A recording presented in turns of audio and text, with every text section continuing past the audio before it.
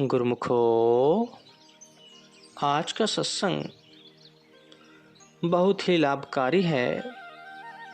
सभी गुरुमुख ध्यान पूर्वक सुने और लाभ उठाएं। गुरुमुखो, महापुरुष कहते हैं कि हे जीव, संपूर्ण विचारों को एक ओर रखकर केवल एक प्रभु का ही ध्यान मन में रख। अपने अहंकार को छोड़कर अपना सर्वस्व उसी परमात्मा का समझ। जो कुछ तेरे पास है उसे ईश्वर की धरोहर समझकर प्रयोग में ला,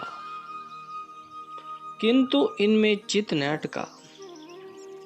मानुष जन्म यूं ही संसारी पदार्थों के लालच में फंसे रहकर गंवाने के लिए नहीं मिला है।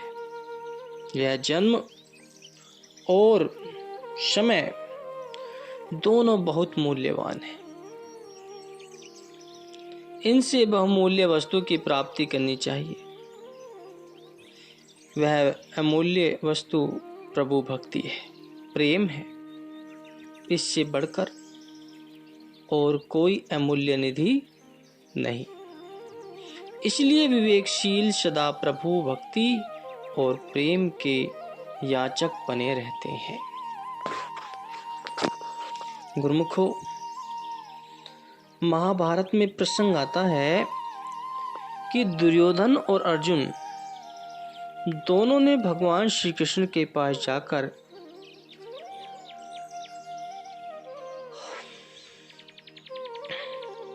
सहायता की याचना की।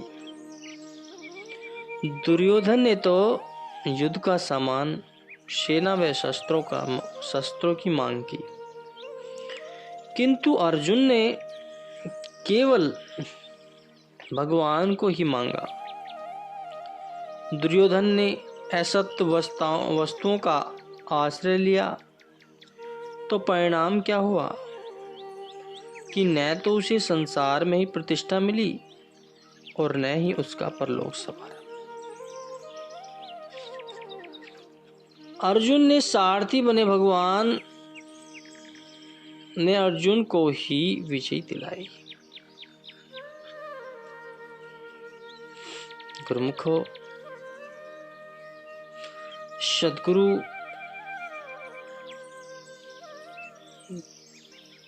भक्तिमती मीरा, भक्त दुर्लभ ध्रुव, भक्त प्रहलाद, संत रविदास इत्यादि जिन्होंने सच्चे नाम की ओट ली, उनके नाम इतिहास में सदा उज्ज्वल है।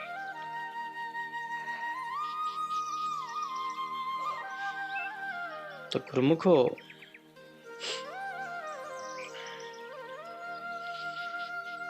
सद्गुरु का सार शब्द ही जीव का वास्तविक रक्षक है, जो एक सावधान सैनिक की तरह उसकी चौकसी करता है और उसे सब रिपुओं से बचाकर उद्देश्य की ओर अग्रसर करता है। जीवन की यात्रा में संपूर्ण महापुरुषों को अपना संगी साथी बना लेने से ही मानव अपने लक्ष्य स्थान तक सकुशल पहुंच सकता है।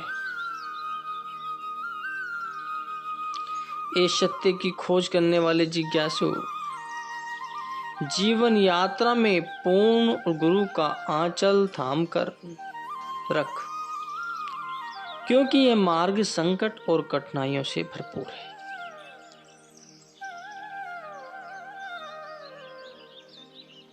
पूर्ण गुरु की सहायता के बिना इसे पार कर सकना अत्यंत कठिन है। जब जिज्ञासु संत सद्गुरु के वचन और आज्ञा का सहारा लेकर इस मार्ग पर पग बढ़ाता है तो मन और माया उसका मार्ग नहीं रोक सकते। काम, क्रोध, लोभ, मोह, अहंकार आदि शत्रु भी उसका बाल बाका नहीं कर सकते। वह निर्भय होकर अपने मग पर दृढ़ता से बढ़ता चला जाता है और अपने परम लक्ष्य को पा लेता है। मिथ्या पदार्थों के ढेर सदा कायम रहने वाली सच्ची चीज की तुलना नहीं कर सकते। उदाहरण के तौर पर मिट्टी और कंकर के पहाड़ से सोने के एक कण की कीमत कहीं अधिक होगी। हीरे मोती सदा दुर्लभ होते, जबकि कंकर पत्थरों के ढेर सहज में ही मिल जाते। इसी तरह गुरुमुखो, संसार के मायावी पदार्थ तो तुच्छ हैं, जबकि सच्ची भक्ति और मालिक का प्रेम दुर्लभ है। भक्ति के अभिलाषी को अपने कीमती समय को भक्ति के नियम में व्यतीत करते हुए प्राणपन से लक्ष्य सिद्धि में लगे रहना चाहिए। इसी में ही जीवन का कल्याण है। भक्ति और परमार्थ के मार्ग पर चलते हुए जिज्ञासु को अति सावधानी और सतर्क होना चाहिए। वह हर समय अपने मन पर आंख रखे, जिससे यह मन निरंकुश न हो जाए, क्योंकि जिसका मन वश में रहता है वह अपने लक्ष्य को अनायास ही पूर्ण कर लेता है। जिसका मन वश में नहीं, वहां मन अपनी सेना काम, क्रोध, लोभ, मोह, अहंकार आदि को साथ लेकर उस जीव को अपने अधीन कर लेगा। यह मन आदिकाल से ही जीव को प्रतिद्वंदी रहा है। यह नहीं चाहता कि जीव इसके धोखे से बच सके।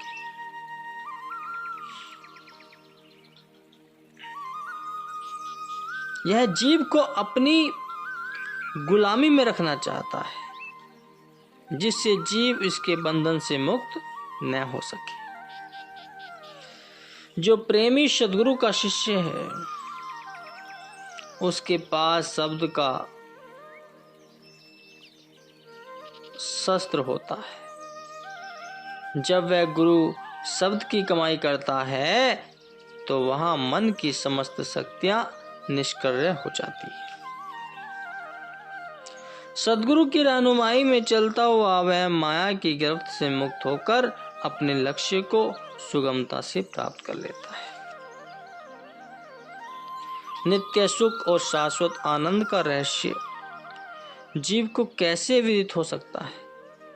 अपनी बुद्धि अनुसार इसकी खोज का ढंग गलत है और इसे पाना भी अवश्य है, क्योंकि यह आंतरिक मांग है। कुदरत के नियमानुसार हर एक मांग की पूर्ति होती है। इसी सच्चे सुख की अभिलाषी रूहों की पुकार के अनुसार कुदरत इसका उचित प्रबंध करती है। महापुरुष इसी हेतु ही धराधाम पर अवतरित होते हैं। वे संसार में खुशियां बांटने और लोक परलोक सुखी बनाने के साधन जुटाते हैं। वे चाहते हैं कि जीवों के पास ऐसा सुख हो, ऐसी शांति व खुशी हो, जिसे पाकर इस लोक में भी जीवन खुशी से व्यतीत करे और परलोक में भी सुखपूर्वक जाए। उसे किसी प्रकार की चिंता न व्यापे। अपने साथ भक्ति का सच्चा धन वही ले जा सकते हैं जो सत्पुरुषों के सानिध्य में नाम की कमाई और आत्मिक कल्याण के साधन अपनाते हैं। साधारणतया दुनिया किसकी शरण में है? वह माया की शरण में है। हर समय उसी का चिंतन, उसी का ध्यान और इसी की याद में लगा हुआ है। महापुरुष जीव की सुरती का कांटा बदल देते हैं। वे युक्ति सुलझाते हैं कि संसार में रहो परंतु जीने का ढंग सीख लो। दूसरी योनियों में दुख झेले हैं, कष्ट उठाए हैं। अब भी यदि दुखी बना रहा, कष्ट झेलता रहा तो मानुष जन्म से क्या लाभ किया?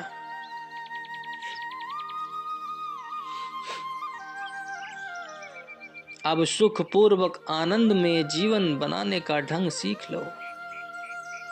वह काम कर लो जो अन्य योनियों में नहीं हो सकता। वह क्या कि भक्ति का धन कमा लो। केवल यही एक वस्तु है जो अन्य योनियां नहीं समझ सकती और न ही उनकी कमाई कर सकती है। इस प्रकार संसार में रहते हुए सुख पूर्वक रहो, खुशी खुशी रहो। सत्पुरुषों ने जो साधन नियम बतलाए हैं उन पर दृढ़ रहकर मालिक की याद दिल में बसाए रखेंगे तो निश्चय ही सुखी जीवन व्यतीत कर परलोक सुहेला बना लेंगे। विधाता ने सृष्टि की रचना की, उसने इसमें शारीरिक आवश्यकता पूर्ति के सब साधन बना दिए। ये सब वस्तुएं जड़ हो अथवा चेतन परिवर्तनशील है। वह हर समय परिवर्तन होती रहती है। किसी की अवस्था सदा एक समान नहीं रहती। परिवर्तनशील संसार में परिवर्तन एक अटल नियम है। नित्य प्रति के अनुभव से ज्ञात होता है कि पेड़ का बीज जमीन में कुछ दिन दबा रहता है, उसमें से अंकुर निकलते हैं, वह पौधे का रूप धारण करता है और बढ़ते बढ़ते पेड़ बन जाता है। जमीन में दबे हुए बीज का अस्तित्व समाप्त ही हो जाता है और इधर पेड़ पर फूल व फल फलते हैं, पकते हैं और झड़ जाते हैं। इसी प्रकार इंसान एक शिशु के रूप में जन्म लेता है। किशोर अवस्था, यौवन और बुढ़ापा इनका रूप धारण करते हुए वह मृत्यु के मुख में चला जाता है। अर्थात प्रकृति की रचना हर क्षण हर पल परिवर्तनशील है। अभिप्राय यह है कि प्रभु नाम के सिवा यहाँ कोई भी वस्तु अमर शाश्वत नहीं है। देखा जाए तो संसार में प्रत्येक वस्तु का अलग अलग भंडार है। कोई वस्तु जब भी मिलेगी अपने भंडार में से ही मिलेगी। इधर उधर जाने से कुछ भी प्राप्त नहीं होगा। जैसे प्यास को शांत करने का उपाय पानी है, मनुष्य जलाशय की ओर जाने की अपेक्षा यदि मरुभूमि की ओर भागता फिरे तो उसकी तृष्णा कभी नहीं बुझेगी।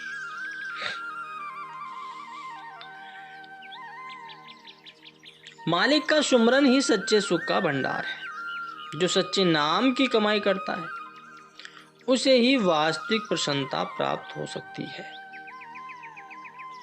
यदि कोई कहे कि मुझे संसार की प्रसन्नता भी मिल जाए और मालिक की प्रसन्नता भी मिल जाए तो ऐसा कभी नहीं हो सकता, क्योंकि मन तो एक ही है, उसमें एक ही वस्तु समा सकती है। सत्पुरुषों ने निर्णय करके बतलाया। कबीर साहब जी कहते हैं कि कबीर मन तो एक है, भावे तहा लगाए। भावे गुरु की भक्ति कर, भावे विषय कमाए। यह प्राकृतिक नियम है कि एक मन में एक ही वस्तु समाएगी। सांसारिक लोगों का मन जगह जगह बट जाने के कारण खंड खंड हो चुका है। यही कारण है कि मानव दुखी और व्याकुल है। बाहर से चाहे राग रंग की समाएं सजी हुई हैं, किंतु वह आंतरिक आनंद से वंचित है। नाम के प्रताप से ही हृदय में सच्ची प्रसन्नता बनी रहती है। दुनिया में प्रत्येक प्राणी को यह विदित नहीं है कि मानुष योनि सब योनियों में विशेष और सर्वश्रेष्ठ है। मानव पिछले जन्मों में किए हुए कर्मों को भोगता है और भविष्य बनाने के लिए वर्तमान में करता है।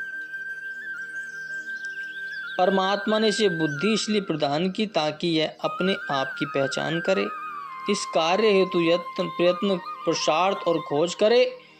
यह तभी संभव है जब उसे वक्त के महापुरुषों की संगति मिल जाती है और वह उनके वचनों को हृदय में करता है।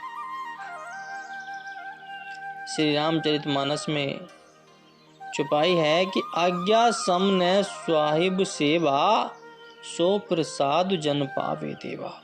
कि सदैव सद्गुरु की आज्ञा को सर्वोपरि जानकर उस पर पूर्णतया मनन करें।